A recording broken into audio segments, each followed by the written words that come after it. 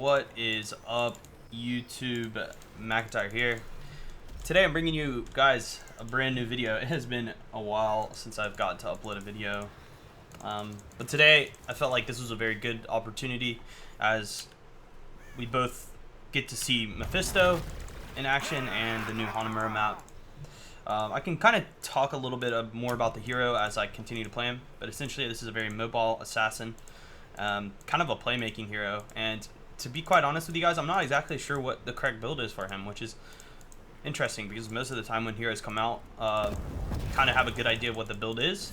But we're going to be going in an auto attack based lightning build with his level 4 talent. Nah, there's even so if there is one thing that I do know that this character does pretty well is he's got to come back.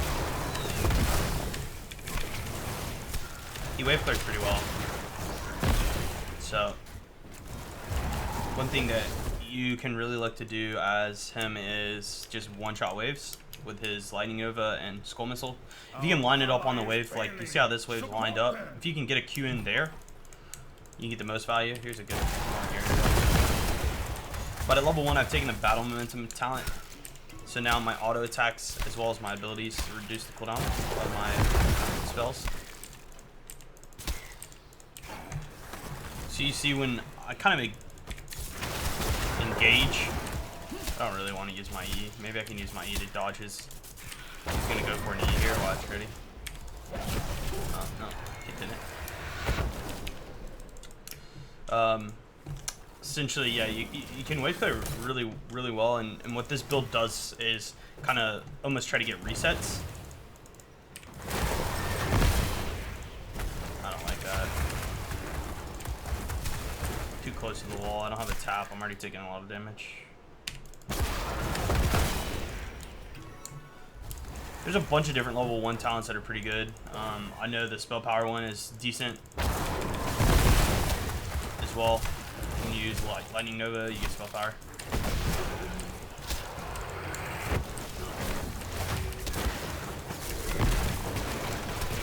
Nice. Alright, so at level 4 though, I think static barrier is the best, especially for this build. Essentially, when you start dueling with somebody, you want to hit your lightning nova and then just start challenging them, right? A lot of the times, I think players are going to tend to try to eat away. Like, normally you want to E in like this, get some poke, right? And then you'll blink out. But if anyone ever gets onto you as this guy and you start to try, like you do exactly what this guy just did, like, just remember you're going to come right back. So it's really, honestly, it's really not that effective. You can use it to dodge tower shots. Oh, close, really close. But you really can't use your E to escape. It's more so to dodge abilities, I think, or to engage kind of aggressively, like a Zeratul, like here. You know. Oh, nice. This guy's already got his quest done. And then to reset out. So that is one thing to keep in mind. So I think with static barrier, it kind of allows you to trade more aggressively on your abilities, and yeah, really kind of push that advantage. Like sometimes I'll get caught in a fight, and instead of blinking away, I actually blink into their back line to try to deal some damage, and then I'll blink out. Just remember the damage you do with your W gives you a shield, right? And hey, he dies here. Nice. Clean. Alright, so the 7 talent is one of the most confusing ones for me, and I want everyone's opinions. So in the comment section below, if you are watching to this point, what is your opinion on the 7 talent? Because I feel like there's a lot of really good choices. The slow is really good. The movement speed honestly isn't even that bad. It allows you to dodge more abilities. For me, I actually think Ghastly Armor is the best, especially when paired with the shield talent. Because again, when I make aggressive blinks in, I get armor, and then when I blink out, I get armor. So, like even here, you know, I can look to blink just for the sake of armor. Oh, we gotta dodge this Piranha stun.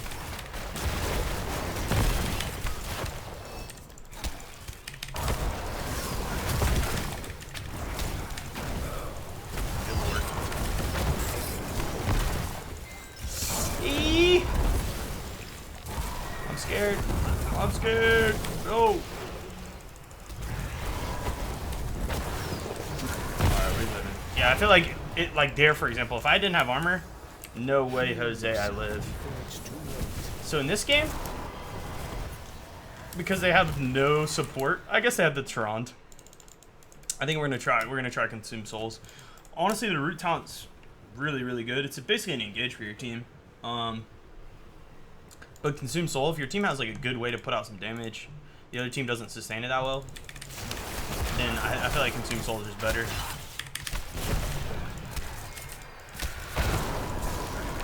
Yeah, see, like, I just casually trading up on a Genji. Can use my E there to trade aggressively too, because I get the armor.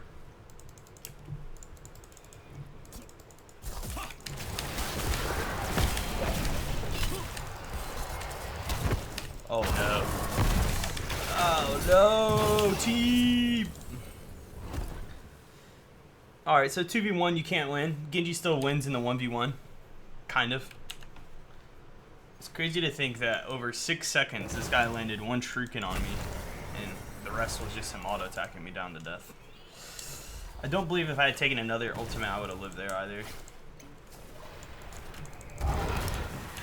I will say that Mephisto seems very fragile.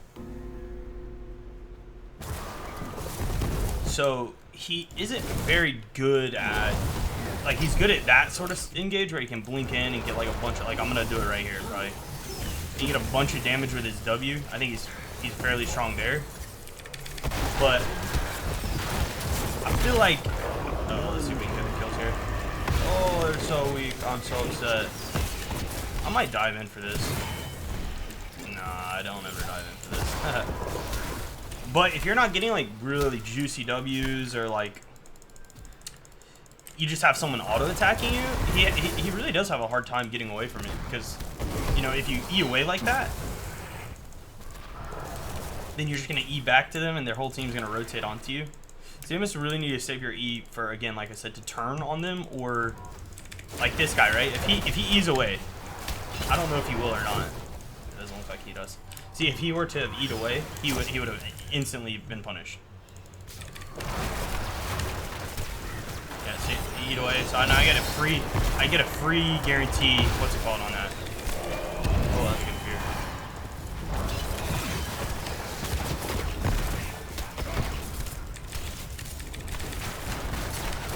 E'd away again.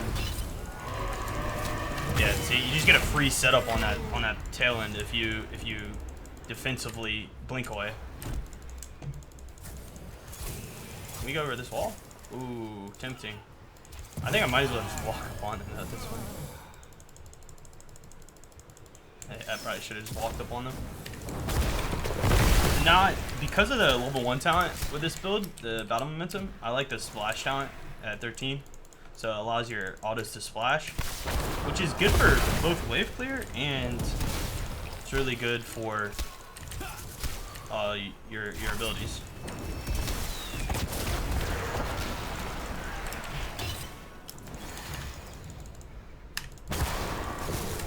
Does this splash walls too? Ooh, it does. Nice.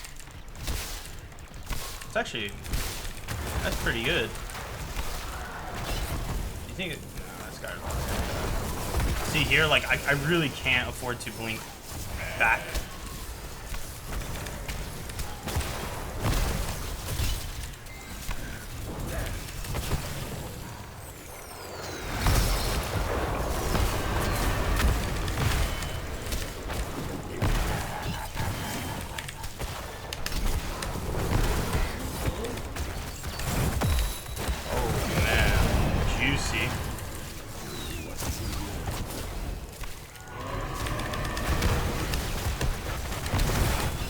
Juicy. If only I had my ult. Maybe Medivh can fly us in.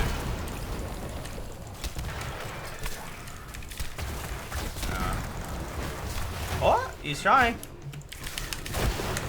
Oh! Oh! If only I had my lightning there. This siege giant's kind of OP. It's like almost a little mini boss. Okay, so this one's animosity. This talent's just really good. The fact that you can increase your W, which is most of your damage, right? Like you can go like this and then increase it. About to get a juicy shield, yeah. Armor. If I can land that slow. Oh, I didn't take the portal. Yeah, so this increases your lightning nova duration, and also every auto attack on a target within the nova procs a nova. So it increases the damage that you get off of your shield right here.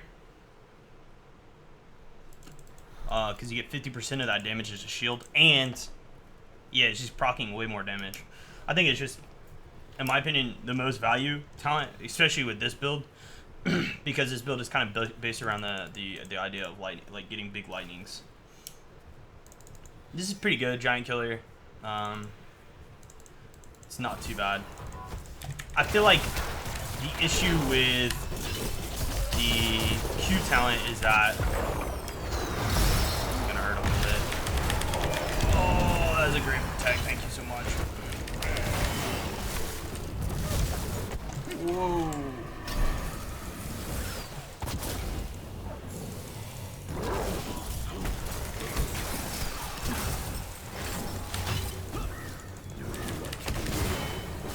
Ha.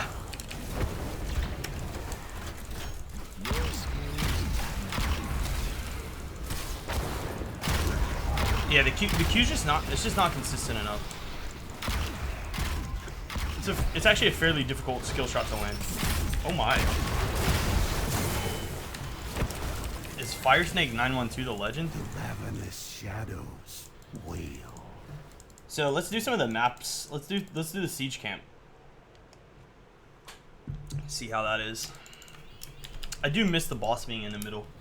I kind of dislike how they, I guess that's where the thing spawns out of. Whoa.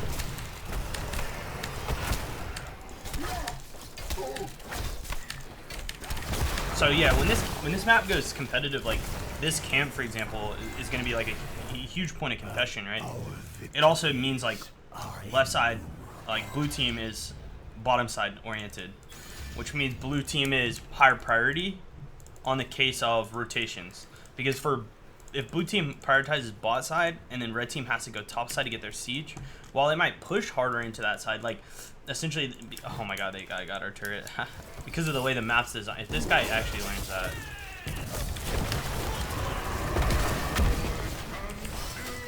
Get him!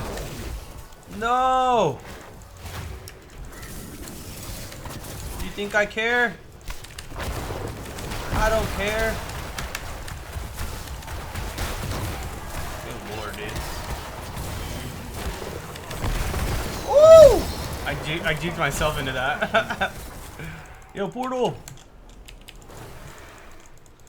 But yeah, the blue side might have priority just because of the way that the map kind of default sets up. You know, people tend to put their 4-man in the bottom lane, and I think for that reason, like blue side might have an advantage.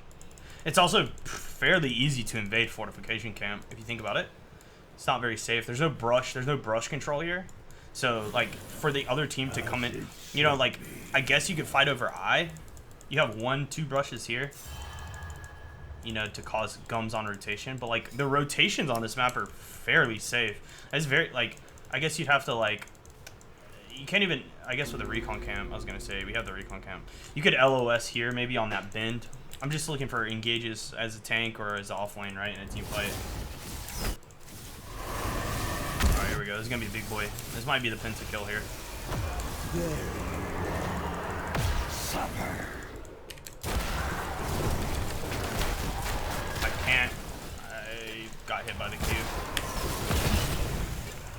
I die here. Dang, I was trying to think about what 20 talent I wanted to take, and then I wanted to get a pentakill, so I took Consumed by Hatred, but then, yeah, oof. I think Mimic or Shade Lord are just better in this case. Mimic is really, really good, especially with this talent. So you can just do like short blink and have a double like lightning area on the map. But I could have done this too. I could have swapped and then juke them, and then yeah, could have done that too. Which could have been pretty clean. We'll see. We might still be able to get the pentakill this game. But going back to my point, there aren't a lot of places for tanks to hide on this map to get angles. I will say though, like much like BOE and Braxis, when you lose a fort, the game gets. It's not gonna get the reset because that guy died before it got off. It would have actually killed all of them. Oh, it's so tragic. I think my team kills them all anyways. Yeah, much like, you know, BOE or Braxis. I mean, it is nice that the base is kind of out here. So this sort of area in here, you can get rotated in. But you have, you know, if you're on this siege camp, you do have a little bit of, even this, you know, fortification camp, you have this to bend back into, and bend back into this wall.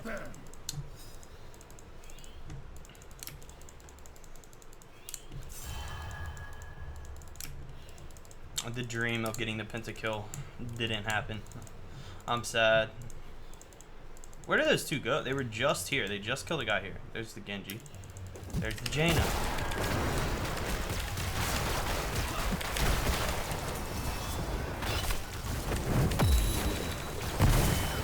Whoa! I think that Jaina was trying to figure out if she should ring or not. And then by the time she decided that she should, it was way too late.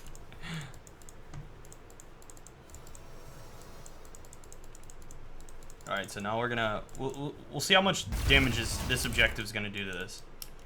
Okay, so we have an almost full health.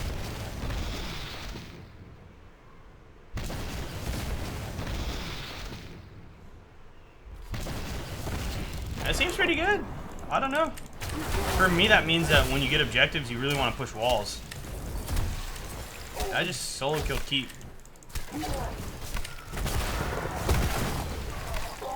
Uh-oh. This is not good.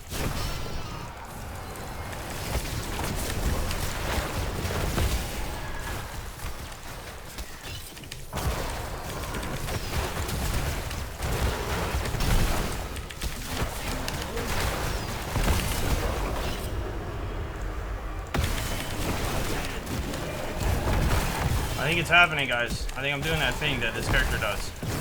It's happening! It's happening every way that I wanted it to.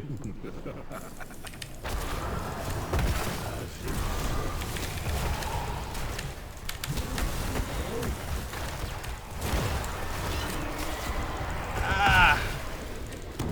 I need to attack so I can get my lightning back. Ah.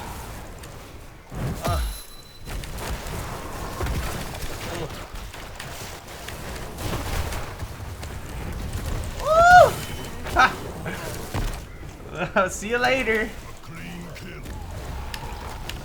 Nice. Perfect. What I set out to be and achieve was achieved there at the very end. Like, if you stand together against this character, you will get wrecked. Alright, let's check the final numbers. Let's see what we got. We got a prime sub coming in as well. All the Mac boys in the chat. Alright, so number wise, we did pretty good. He doesn't have like very inflated numbers, it seems. Like sometimes when new characters come out, like their mechanics are just super powerful and like people don't understand them. So his numbers aren't inflated, like his damage is effective damage. He doesn't have a lot of poke damage, it seems. I mean, obviously you can blink in and shock him up and poke him a little bit, but like inflated damage is something like a Nazebo. Like a Nazebo throwing toads in spiders, that's like an inflated damage. This is like when the number of damage that I've dealt is effective. Like when I'm going in and hitting my ult and stuff, like that damage the other team's feeling and recognizing. So for 83,000, it's pretty good actually. Which is really nice. And Siege is, like I said before at the beginning of the game, I think his Siege is actually really strong too. You can just one-shot waves. Like QW, one-shot a wave. So with that in mind, I mean, I do think he's a pretty effective hero in the 4-man. His issues are that you know, his skill shot is fairly hard to land. You will need lead CC in front of it, and I don't know how effective he will be in like a real team fight. Obviously, in a quick match scenario where it's kind of chaos, he's really strong, as you can see in that last fight. But you know, when the other team has a tank or something, you know, they get reads on where your E is. So every time you use your E, you're kind of punishing yourself. The same way, like almost with Zeratul, if you ever Zera E at the enemy, you know you're gonna wormhole back, and a lot of the times, you know, competitive players will play around that. They'll play around the back end of the wormhole instead of the front end. The same way with this character. When he goes in, you don't care. You know that he's gone in. You see him going in, but you're ready for his tail end. Now, what's cool though is then the counterplay comes in from the support and the you know what's on the other side of the E. So you know if you E in as this character and then they engage on your shadow, and then maybe you have a cleanse or a D shield or something set up on the tail end of that to protect, then you can get in really good chunk and poke that way. So it is interesting. I mean, so far I do like the character. I'm going to try a bunch of different builds. What I want you guys to do, though, for me is let me know in the comment section below, how do you feel about this character? What build do you think is the most effective? And do you like the new map if you've played it? I think the new Volsky is actually going to be a competitive map. Expect to see it in the HGC pool next season, in my opinion. It's a map that requires, I think, some sort of fighting. We'll see. It all depends on how the map works on rotations because of the lack of brushes. The fact that there's no brushes kind of makes rotating really easy and safe, and that is the one thing that concerns me. But, you know, then again, I've only played the map once. So let me know in the comment section below. If you guys like this video, make sure to throw a like and subscribe. You can always check me out on Twitch and Twitter. Those are going to be in the description, as well as at heroeshurt.com. I'll put up this build on there if you guys are looking for a build. But that's going to be it for today's video. I appreciate all the support that you guys have given so recently, and hopefully I can keep spitting out videos. I know I haven't been, but if you guys enjoy this, make sure to throw a like and let me know that you actually enjoy watching these videos. I'll be making more. So that's gonna be it. Again, thank you guys all so much, and until the next time, I'll see you then. Cheers.